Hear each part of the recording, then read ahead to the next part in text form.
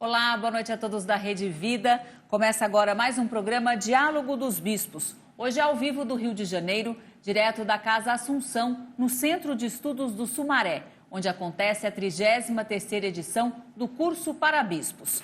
Participam do programa de hoje Dom Wilson Tadeu Yankee, ele é arcebispo de Florianópolis. Participa também Dom Wellington Queiroz, ele é bispo de Cristalândia, no Tocantins.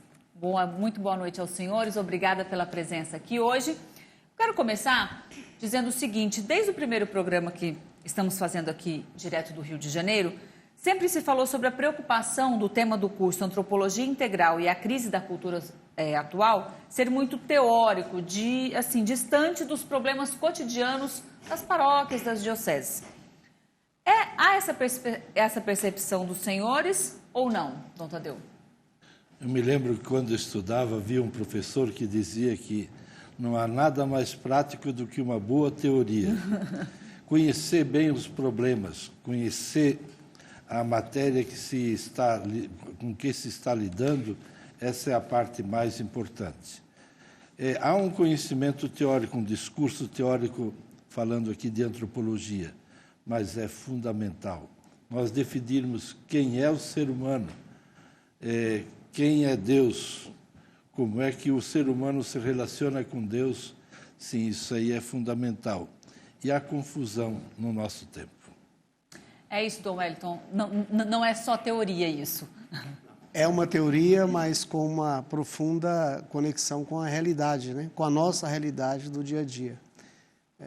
Todos nós, de uma forma ou de outra, somos evangelizadores. Nós, os bispos, vocês da Rede Vida, os nossos fiéis, os nossos padres, os leigos, leigas, todos somos evangelizadores. E, às vezes, as pessoas pensam que a evangelização se faz apenas por inspiração, não é? Certamente que a inspiração ela é fundamental, principalmente a inspiração do Espírito Santo. Mas a evangelização se faz também com conhecimento, com estudo, com planejamento, com estratégias, com atividades pastorais organizadas. E isso as nossas comunidades sabem bem como fazer, cada uma do seu modo, com a sua estrutura. E um momento como esse, em que nós estamos vivendo aqui esses dias em que estamos estudando a questão da antropologia cristã, a questão do ser humano, como ele se coloca no mundo, é uma reflexão que tem uma profunda conexão com a nossa realidade, né? E a gente tem a esperança de, ao voltar para as nossas realidades, a gente volte inspirado e com um pouco mais de conhecimento para avançar nos trabalhos pastorais. Todo trabalho pastoral é uma formação do ser humano.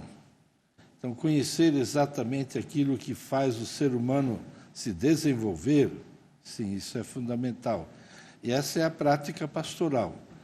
E aquilo que nós podemos recorrer para formar o ser humano integral em todas as suas dimensões, sim, isso é necessário. Não só desejável, mas é necessário. Se nós formarmos só uma ou outra dimensão, fica um ser humano meio capenga. É muito importante isso. E aqui entra a questão da antropologia do ser humano, que se diz: onde Deus não se faz presente, ali há um ser humano defeituoso, ele não é completo. E na atitude, ele vai semear atitudes desumanas, vai se descaracterizar como pessoa humana.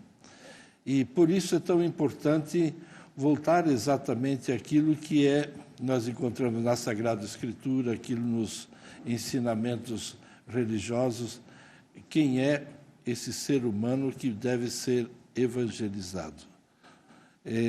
A evangelização vai encontrar uma realidade dentro do ser humano e que vai se desenvolvendo e que depois vai se multiplicando em atitudes que são as atitudes cristãs.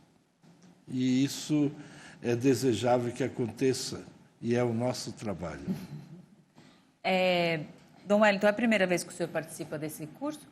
Já participei de vários outros, sou bispo há 7 anos. Nós tivemos aquele por bem da pandemia, que não tivemos, mas tive a graça de participar de todos os outros. Que avaliação o senhor faz dos que o senhor já participou com o dessa semana? Então, nós temos sempre temas diferentes que são refletidos, estudados, meditados, e não é apenas um momento de estudo, é um momento também de convivência. Nós estamos aqui, não sei o número certo, mas 50... Mais de 100. 100 bispos. Dora me confirmou, mais de 100. 100 bispos. Então, assim, é um momento que a gente não está só ali sentado, ouvindo as palestras, mas a gente tem um momento de convivência, um momento de comunhão, um momento de partilha das experiências. Isso, de alguma forma, também faz parte desse momento formativo. Nós ouvimos muito aqui nesses dias a reflexão de que nós não somos nunca sozinhos. Nós não vivemos sozinhos, nós não trabalhamos sozinhos, nós vivemos em comunhão. E esse momento aqui é um espaço de comunhão, não é? Então, é um momento fortificador, certamente. Dom Wilson, quantas vezes o senhor já participou desse curso? Olha, eu sou bispo há 20 anos, creio que tenha participado praticamente todos nesses 20 anos, sempre que houve. Houve um outro ano que não houve. E um período como auxiliar do Rio de Janeiro? Sim, sim. Um período ajudava a organizar o curso. E o que o senhor pode me dizer sobre os que o senhor participou e essa 33ª edição? Olha, esse curso ele tem algumas facetas que é bom salientar. Primeiro, ele é um momento de convivência, de encontro. Que isso para nós é muito, muito importante. A gente se sente muito feliz de encontrar o colega aí que faz um ano, ou que a gente não encontra, poder encontrá-lo, conviver um pouco, sim, isso é muito importante. E assim também que se vê o que está acontecendo lá no outro lado do Brasil, o que está se fazendo nas dioceses, a gente se sente confirmado, de repente encontra alguma outra ideia para implementar na própria diocese. Esse aspecto é fundamental. Uma outra coisa são sempre há uma temática que ela é atual e geralmente vai ao encontro de alguma coisa que deve ser melhorada ou que deve ser introduzida mesmo. O curso vem muito nesse encontro. E hoje nós estamos numa situação assim, muito crítica, olhando, por exemplo, a questão da polarização. Ninguém deseja. Quem é que polariza? É o ser humano. A resposta nós vamos encontrar exatamente na antropologia, o que o ser humano acha que é. E conforme ele pensa, ele depois vai agir. Por que o ser humano, na maioria ou boa parte das suas atitudes, ele divide, ele é prepotente, não congrega. O ser humano criado por Deus, a tendência seria criar comunhão, congregar, mas hoje nós vemos exatamente o contrário. O que acontece com esse ser humano? Ele tem a possibilidade, tem um instrumental para fazer exatamente o contrário e não faz.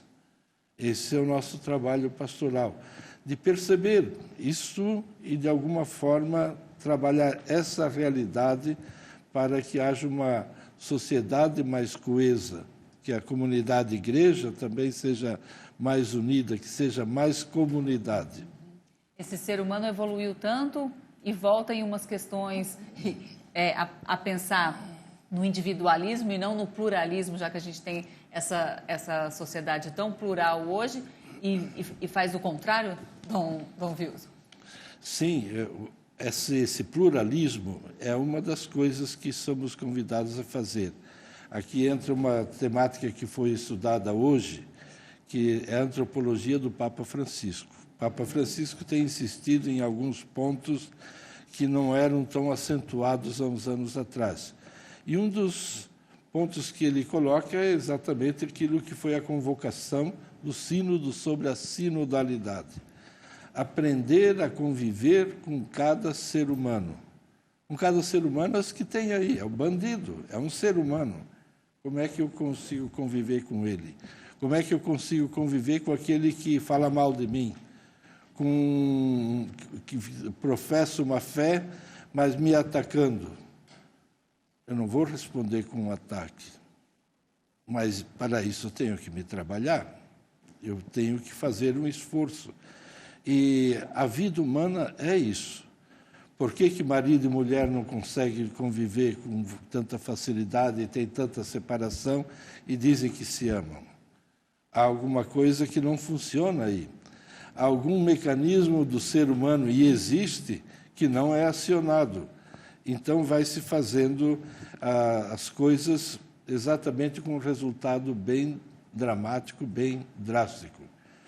O português Dom Tolentino, que fez algumas reflexões muito bonitas aí, ele dizia que hoje, nessa polaridade, na nossa cultura se privilegia, se coloca no centro a ferida. Então, a minha ferida, eu fico protegendo a minha ferida, por isso eu ataco e você fica defendendo a sua ferida e me ataca. E essa coisa deve ser curada. Se nós olharmos na raiz do termo saúde e salvação, é o mesmo. Salvar a pessoa significa exatamente isso. Vamos pegar a figura de Cristo.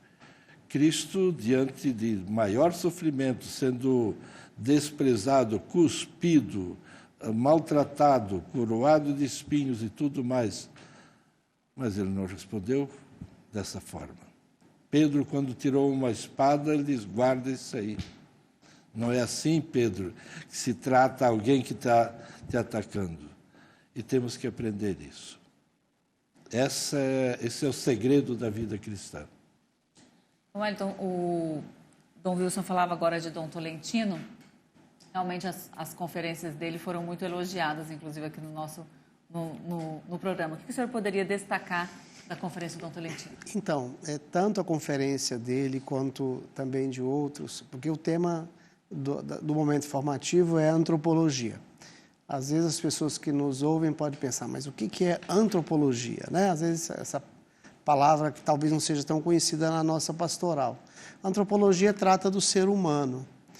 E nós, então, ao estudar a antropologia ou refletir sobre a antropologia, nós estamos refletindo sobre o ser humano. A questão é que existem diversas visões sobre o ser humano, não é? E aqui nós falamos de antropologia integral, quer dizer, uma antropologia que considere as várias dimensões do ser humano. Mas quais são as dimensões do ser humano? Também isso é muito variado. Um certo grupo de pessoas, de seres humanos, consideram que o ser humano é a sua dimensão social, física, psicológica, material. São dimensões importantes a serem consideradas.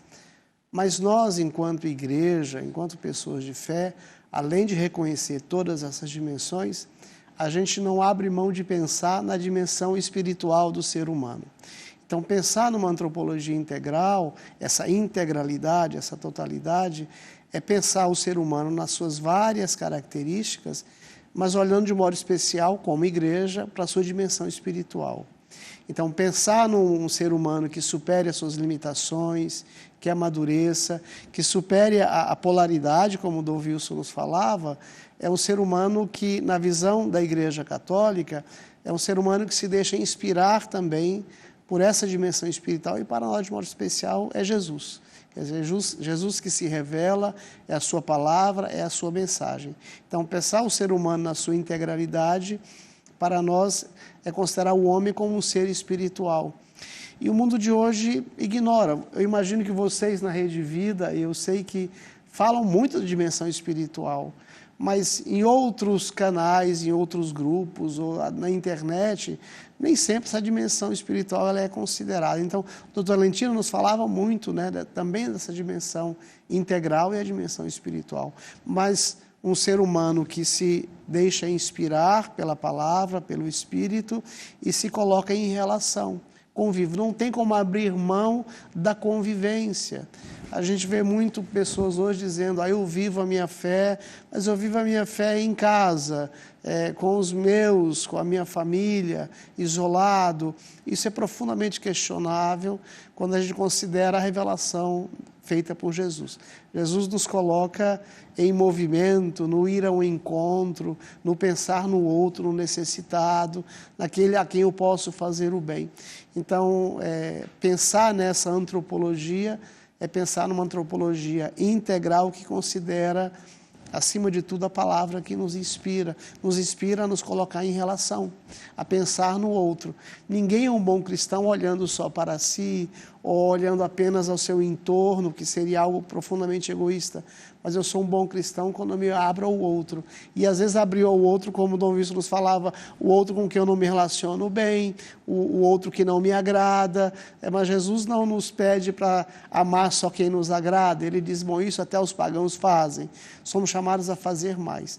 Então é muito triste hoje a gente ver que tem pessoas que batem no peito e se dizem cristãos, católicos, e desejam mal uns dos outros, falam mal uns dos outros, agridem uns aos outros. Isso é um absoluto contra-testemunho da nossa fé. Então, pensar nessa integralidade é pensar num ser humano inspirado pela palavra que transforma a sua vida. Um dos aspectos que se pode ver essa integralidade é o próprio ser humano em si. Olhando para fora, nós queremos entendê-lo, mas se olhar o ser humano tem várias dimensões. A inteligência, tem os seus sentimentos, tem a sua vontade, tem a sua religiosidade, né?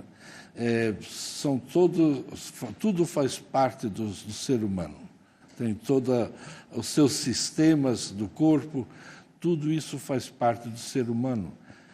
E na formação do ser humano, por exemplo, vamos pegar a escola, ela privilegia muito a inteligência, que é a grande capacidade do ser humano, sem dúvida alguma, mas deve, junto com a inteligência, também colocar outra dimensão.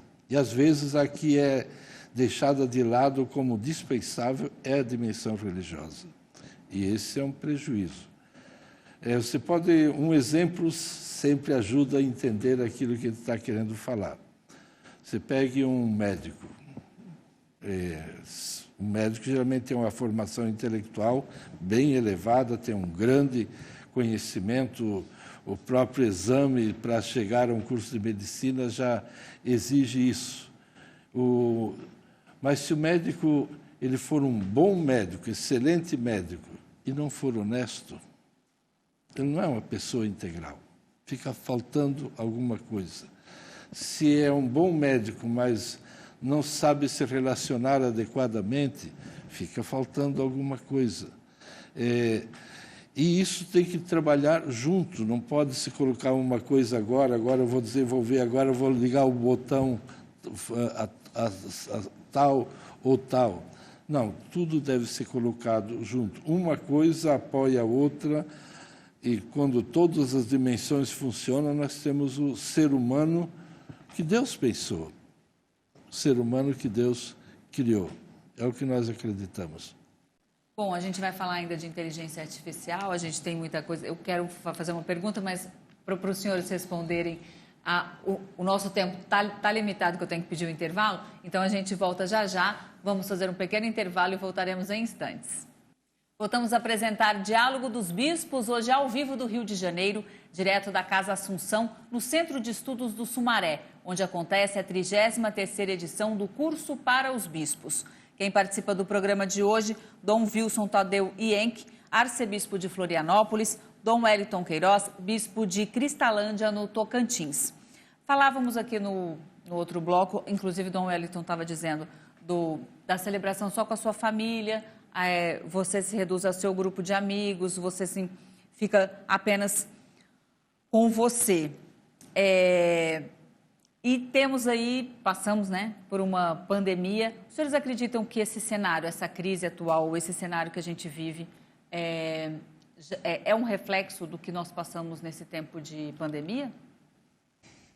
Eu creio que durante a pandemia se potencializou problemas e também soluções, não é? Nós tivemos grandes avanços também durante a pandemia, de um modo especial, por exemplo, na área das comunicações, da internet. Então, houve sim algumas melhoras, se pode dizer. Mas o que nos preocupa e é um tema que apareceu também nas falas desses dias, é que nós estamos, sim, muito conectados, né? Na internet, nas redes, os grupos, mas paralelo a esse mundo de conexão, existe também um mundo de um grande isolamento. Parece estranho isso, como é possível estar conectado e isolado? É que muitas vezes essa conexão ela não é com o mundo real, é com o mundo muitas vezes de fantasias, de sonhos. O mundo real está ali do meu lado e às vezes eu não olho para o mundo real, mas olho apenas para esse mundo virtual. A igreja não está defendendo o fim do mundo virtual, das redes, até porque as redes, o mundo virtual são espaços também de anúncio da palavra e de evangelização. Mas nos preocupa essa desconexão que tem ocorrido com o mundo real, né? Com as pessoas. Então é preciso, é um tema ainda recente, nós temos que pensar sobre isso, e não se trata da igreja dizer o que é certo, o que é errado. Somos as pessoas, são as pessoas, os seres humanos, que têm que começar a refletir sobre isso, né? Refletir sobre a realidade que nós estamos vivendo, que sabemos que é uma realidade de profunda transformação. Nós usamos nas nossas reflexões a expressão mudança de época, quer dizer, não é só algumas mudanças conceituais, mas são mudanças radicais que nós estamos vivendo. A humanidade nos últimos 50 anos evoluiu mais do que nos últimos 500, do ponto de vista científico, a tecnologia, mas os humanos estão se adaptando com essas mudanças e nos preocupa a situação atual. Por isso que a gente fala de uma sociedade em crise, uma sociedade polarizada, como foi dito, de uma sociedade onde as pessoas estão adoecendo mentalmente.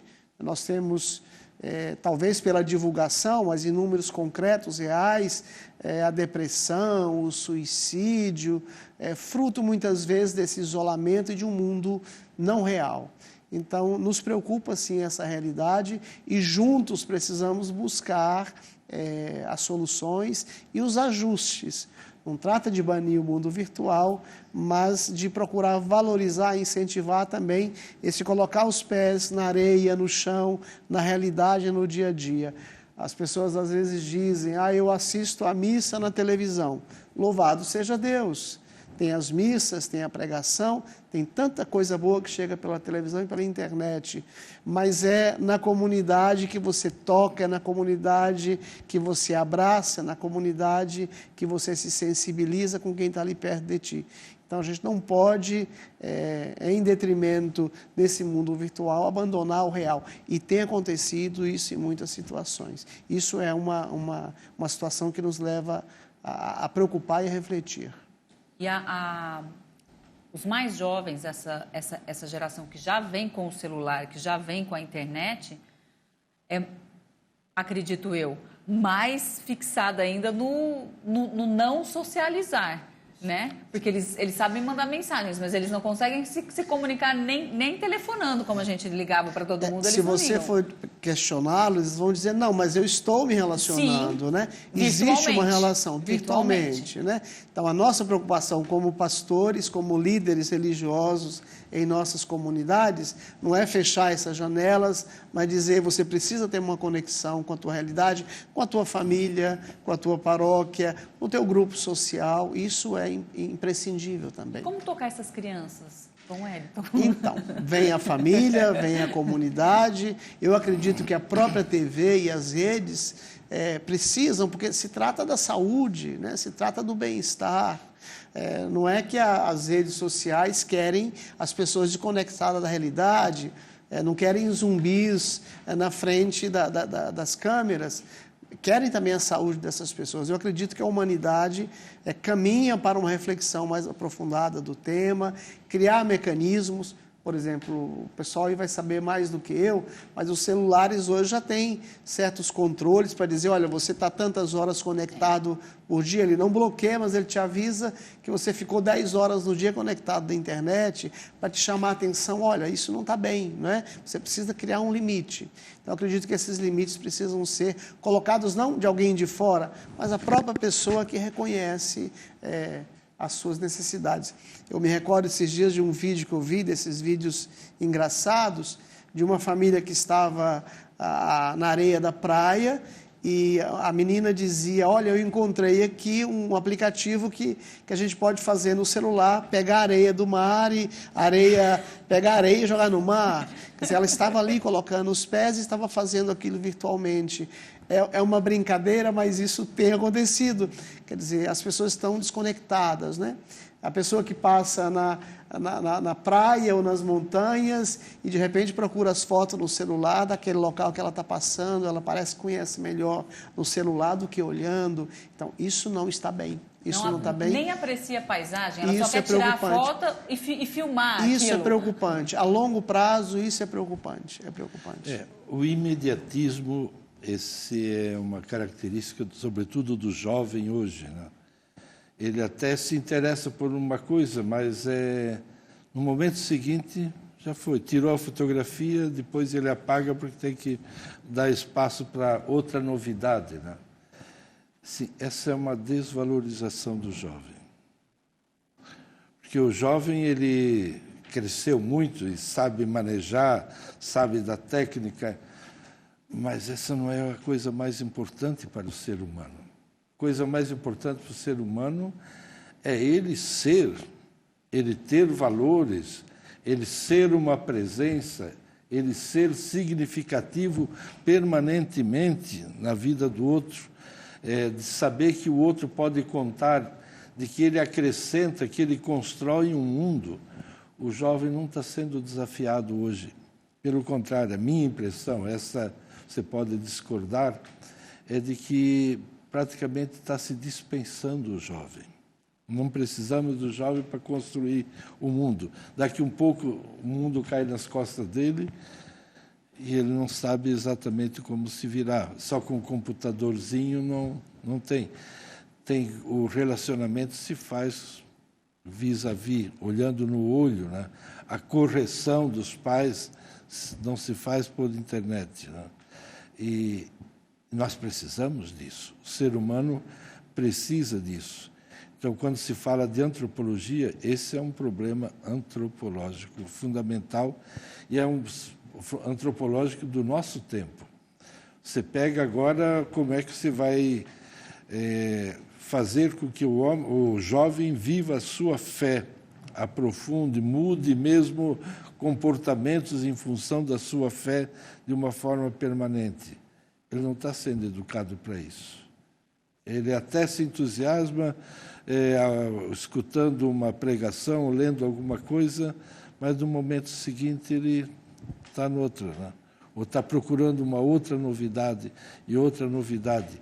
E nisso a internet abastece tremendamente, e, ao meu ver, com prejuízo. Ao menos da forma como se usa isso. E conseguimos ver, inclusive, famílias que os pais têm a sua fé, vão à igreja, frequentam, e os jovens não. Eles não conseguiram passar isso para os filhos? Parece-me que há uma dificuldade bem pronunciada. É normal, porque formar o ser humano é exigente. Você se formar, se tornar uma criança, depois um jovem, um adulto, há umas passagens que são bem desgastantes. Você precisa deixar algumas coisas, optar por outras, adotar na sua vida com coisas que realmente te deixem de pé, te construam como ser humano. Sim, isso é realmente importante fazer. E ali a educação dos pais é fundamental. Os pais terão que contrariar alguma coisa. Por exemplo, queremos construir uma sociedade. Aos 3 anos de idade, a criança ela tem um comportamento mais ou menos impossível, intragável. É a hora que a criança começa a dizer não, não vou, não quero. Se é contrariada, puxa a toalha da mesa, põe tudo para baixo e... Vai testando os pais, né? São testes. Às vezes chega até deitar no chão e bate o pé e não... Sim. Essa briga a criança não pode vencer. Ela deve ser contrariada, porque dessa forma ela não vai ser uma pessoa que vai construir um ambiente bom. Então ela tem que vencer isso. E aí tem que encontrar uma oposição mais forte do que isso. E não vai se fazer com violência, mas com firmeza. Então, essa é uma coisa fundamental. Então, quando se fala em antropologia, é formar esse ser humano. Essa é uma etapa fundamental. Você vê o jovem se torna adulto, geralmente, numa luta com os pais. A menina com a mãe, geralmente, uma vez pai e mãe, cada um escolhe o adversário de preferência, mas o menino que olhava o pai e imitava tudo, de repente ele começa a ver defeito no pai e não sabe como lidar com isso. E ele agride, e começa a dizer umas verdades para o pai, e o pai muitas vezes não está nem preparado para isso, né? Então, há uma carência de educação nesse sentido. Faz uns 2, 3 anos, ou um pouco mais, escutei um depoimento numa palestra que eu achei muito interessante. Se tratava do lado policial, e briga de família e assim por diante. E me lembro que a pessoa que estava dando a palestra, que era muito bem preparada no assunto, ele dizia assim de forma escancarada, dizendo, olha, nós temos um tipo de homem que ele não sabe viver mais do que algumas horas dentro de casa. É o que a pandemia colocou em evidência. Ele tem que sair, porque senão ele acaba com a paz na casa. O relacionamento com a esposa vai, mas porque ele chega de noite e sai de manhã. Ele não sabe conviver, não aprendeu isso. Então é um ser humano inacabado. Como é que ele vai formar uma família? Tem essas dificuldades todas e que é necessário se poder trabalhar. A educação é para isso, tanto na escola e principalmente em casa. Dentro dos palestrantes do curso, o padre Antônio Spadaro, ele falou sobre a questão antropológica nos âmbitos da educação e comunicação.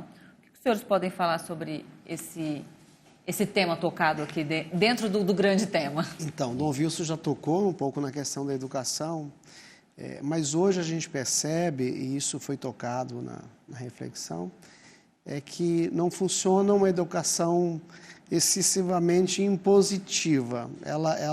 Sim, os pais têm que impor certas coisas, certos valores, mas a educação funciona quando a pessoa acolhe. A pessoa precisa acolher. Nesse sentido, o conhecimento, ele é sim algo que vai ao intelecto, mas ele precisa passar também pelo coração, não é? No sentido de que eu preciso acreditar naquilo, eu preciso crer naquele ensinamento.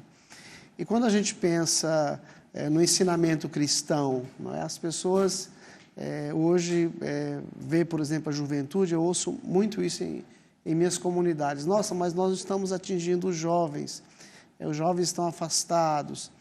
Mas será que o problema é do jovem? Quer dizer, o que o jovem quer? Na realidade, o jovem quer ser feliz, o jovem quer o bem. Na verdade, todo ser humano quer a felicidade e o bem, não é? O problema é que nem sempre a gente procura isso no lugar certo. Então, mais que nós culparmos os jovens, enquanto igreja, a gente tem que pensar o que nós estamos oferecendo para eles, o que nós estamos apresentando para eles. Eu fico pensando Jesus na sua missão com os apóstolos, com os discípulos. Jesus apresentava uma mensagem atrativa. As pessoas foram até Jesus, não porque Jesus tinha um chicote, foram atrás de Jesus porque Jesus dava o pão, Jesus tinha palavras de vida eterna, como eles mesmos disseram. Então Jesus foi uma figura que atraiu ao seu tempo. E hoje é o mesmo Jesus, e nós temos que acreditar que a mensagem de Jesus continua com esse poder atrativo.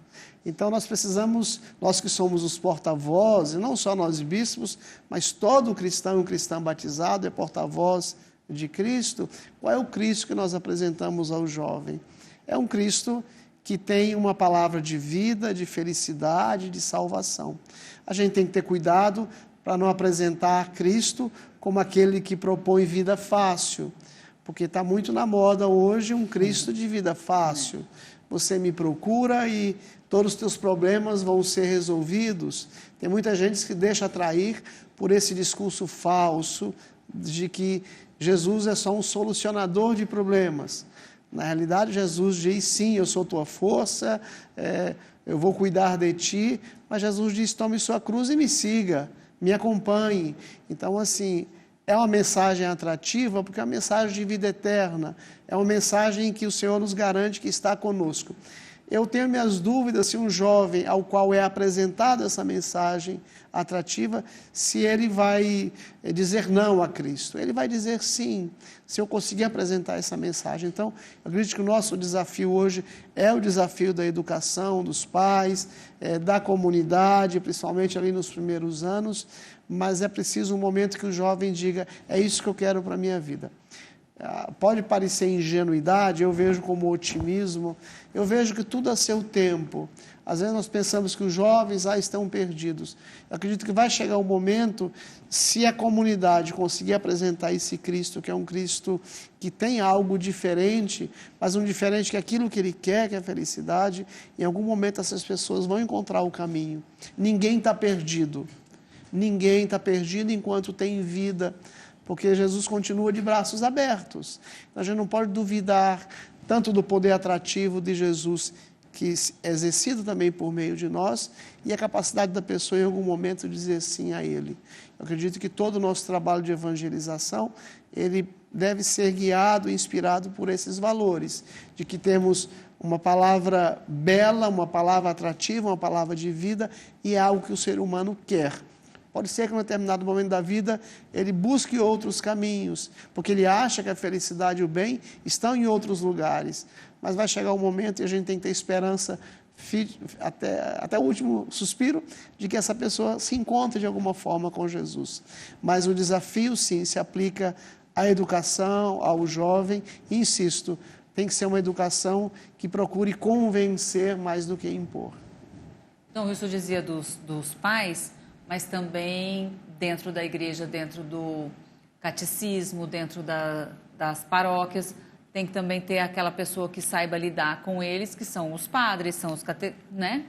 A gente tem vivido muitos anos com uma tentativa de tirar aquela ideia, por exemplo, de que a catequese é uma aula. Né? Antigamente se falava aula de catequese. Na minha época né? era. Tem a aula na escola e tem a aula de catequese. A gente não usa a expressão aula de catequese, a gente usa a expressão encontro, momento de formação, porque não é simplesmente um conteúdo. Sim, tem conteúdo, tem doutrina, tem conhecimento da palavra, mas é um momento de encontro com Cristo.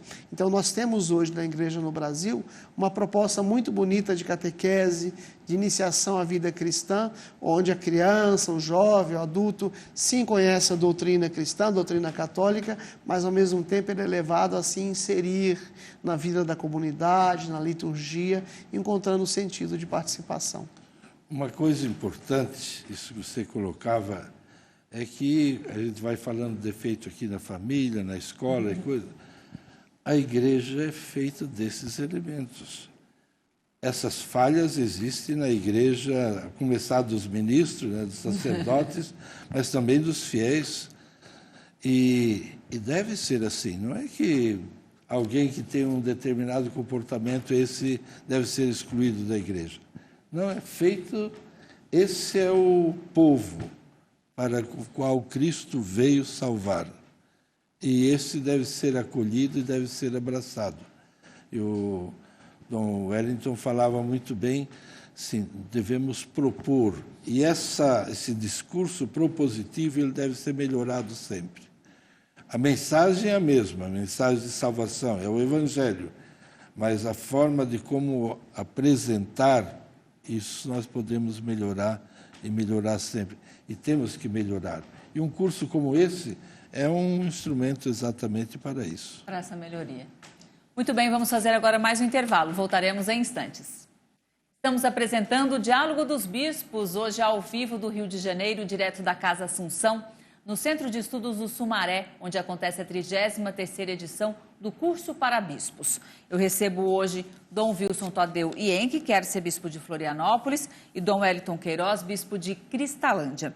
Dom Wellington, falávamos muito dessa diversidade, mas eu queria que o senhor dissesse um pouco sobre a unidade e a diversidade. Então, nas reflexões desses dias se falou muito desse mundo plural que nós vivemos. É um mundo de grandes diferenças. Ao mesmo tempo que nós estamos unidos facilmente pelas redes, pela internet, a gente tem notícia do que acontece em qualquer lugar do mundo, quase que instantaneamente, mas as pessoas são muito diferentes umas das outras, culturalmente, na situação social, até mesmo na sua fé, na sua religião. Então nós temos pessoas muito diferentes umas das outras. Mas quando a gente olha dentro da própria igreja, nós temos também pessoas diferentes umas das outras. E a reflexão vai no sentido de que a gente precisa estar atento a respeitar essas diferenças. Hoje é muito comum a pessoa senta no seu centro do mundo e a partir dali ela julga todo mundo a partir do seu olhar, e o que é certo é apenas aquilo que ela pensa, aquilo que ela conhece, aquilo que ela concorda. As pessoas têm o direito de ter as suas opiniões, de se manifestar, de ter o seu querer, mas isso é a sua própria realidade.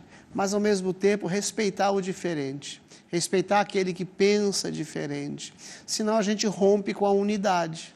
A unidade não é formada de pessoas que pensam, que vivem da mesma forma. São pessoas diferentes, mas que encontram um elo de ligação, um ponto de conexão.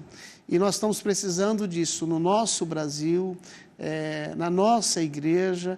Nós precisamos ter esse grande bem, valorizar esse grande bem que é o bem da unidade.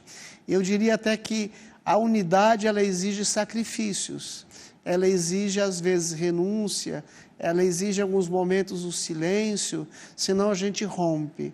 Então a gente não quer uma igreja dividida, a gente não quer uma sociedade dividida, mesmo reconhecendo as diferenças que existem, não é? Eu imagino a realidade de Dom Wilson em Florianópolis e a realidade minha em Cristalândia, lá no Tocantins. Culturalmente são realidades muito diferentes, a realidade que o povo vive é muito diferente, mas nós temos pontos em comum. De modo especial, nós católicos temos a nossa fé católica, temos os nossos princípios cristãos. Então, ao mesmo tempo que somos diferentes, temos que focar nos nossos elementos de unidade. Claro que, enquanto igreja, nós temos que também falar alto quando a gente diz: nos respeitem também na nossa individualidade, nos respeite na nossa doutrina, nos nossos ensinamentos, porque parece que hoje se deve respeitar a todos, mas às vezes querem negar, não só a Igreja Católica, mas outras, o direito de ter os seus ensinamentos específicos, de ter os seus valores específicos. Isso é uma realidade nossa. Então, respeitar o outro para que você possa também ser respeitado. É um mundo plural e um mundo que precisa superar as divisões. Somos diferentes, mas precisamos fazer um esforço de unidade. Somos seres humanos, somos irmãos, pela nossa fé nós somos filhos de Deus e precisamos manter essa mínima unidade, que é um pressuposto para a paz, para a boa convivência, para a fraternidade, para a justiça. É necessário que a gente tenha cuidado com o que a gente fala, com o que a gente faz, para a gente não se tornar inimigos uns dos outros. Nós temos hoje no nosso país gente dentro de casa que é inimigo uns dos outros por ter uma religião diferente, por ter uma visão política diferente. Temos que respeitar a visão de cada um, mas não podemos permitir que isso nos divida, que isso nos separe, que isso não é a vontade de Deus. Uma coisa dentro disso que o Dom Wellington coloca, e acho que é muito importante, e o curso tem insistido nisso, é exatamente o que provoca a divisão. Se nós fomos criados para a unidade, desejamos a unidade, por que essas separações? A atitude principal é porque dizer, eu estou certo. E quem não concorda comigo está errado. E se está errado, eu tenho direito de dizer que ele está errado e tenho até direito de ofender. é preciso ultrapassar isso. O outro pode pensar diferente de mim. E é necessário saber conviver dessa forma. E mesmo sabendo que o outro pensa diferente de mim, eu vou colocar o que eu penso. Mesmo aí com a questão religiosa, convivo com tantas pessoas que não são católicas, mas com eles eu não vou mais ou menos mascarar o meu catolicismo. Não, eu vou dizer exatamente o que eu creio, o que eu penso, o que eu faço. Mas de tal forma que o outro também pode dizer a mesma coisa e vivermos como amigos, nos respeitar. Esse caminho é possível. E o Papa Francisco tem insistido muito de que isso realmente possa acontecer. Eu não sou juiz, eu não tenho o direito de me colocar diante do outro e julgar e dizer que o outro está errado. Se pega essa polarização agora, se você está de um dos lados, o outro está errado. Não, isso precisa ser ultrapassado. Se você se coloca num dos polos, eu diria que você está errado. Você tem suas convicções, mas que deve ser possível ser enriquecido com o discurso de quem pensa diferente. Qual que é a importância do diálogo para se superar isso? É tudo, né? Aprender a dialogar é fundamental. E estabelecer condições de diálogo, sim, isso é importante. E aqui o que o Papa tem insistido em algumas coisas, eu me lembro agora de duas atitudes. Primeiro, escutar. Aí o sínodo, né? Exato. Que começou escutando. Escutando. E mais, mesmo nas assembleias do sínodo, tem aqui a dinâmica exatamente essa escuta espiritual, que a assembleia foi feita da seguinte forma: em grupos, cada um tinha 3 minutos para falar, e depois o outro, depois que todos falavam, e não tinha réplica, não tinha nada. Depois que o outro falava, um tempo para refletir e acolher. Depois, então, você vai colocar alguma coisa sobre o que foi colocado aqui, e a partir disso você vai rezar sobre isso. Não tem discussão, porque o que nos nossos grupos, como é que acontece geralmente? Eu ponho uma ideia, aí você fala, eu reafirmo a minha ideia. O outro fala, eu reafirmo a minha ideia. Eu reafirmo a minha ideia. Isso deve ser superado. Não, dar condições para que o outro fale e que eu aprenda a escutar. No discurso do outro tem alguma coisa para eu aprender. Essa coisa eu devo aprender a fazer. E esse exercício para o diálogo é fundamental. E o Papa Francisco tem colocado muito a filosofia, a cultura do encontro, de buscarmos nos encontrar com as pessoas. Por exemplo, falávamos do celular, que impede isso. E outras tantas, inimizade nem se fala, né?